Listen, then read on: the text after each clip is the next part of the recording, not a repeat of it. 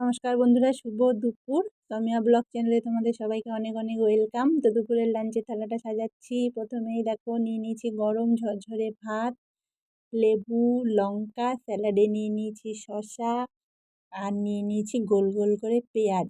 তো কে কে আমার মতন এরকম স্যালাডে শসা পেঁয়াজ খেতে পছন্দ করো কমেন্টস করবে। আর আজকে করে নিয়েছি একদম পাতলা করে মুসুরির ডাল, আর তার সঙ্গে একদম করে নিয়েছি উচ্ছে আলু ভাজা। তো এটা আমার খুব প্রিয়, মুসুর ডালের সঙ্গে উচ্ছে আলু ভাজাটা আমি খুব পছন্দ করি। আর আজকে আমার কর্তামশাইয়ের জন্য করে নিয়েছি একদম তার পছন্দের ডিমের কষা কষা। সে ডিম খেতে খুবই পছন্দ করে বন্ধুরা।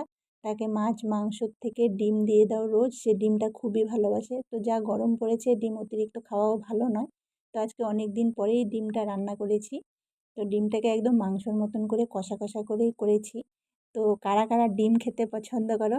যারা আমার ফ্রেন্ডসরা ডিম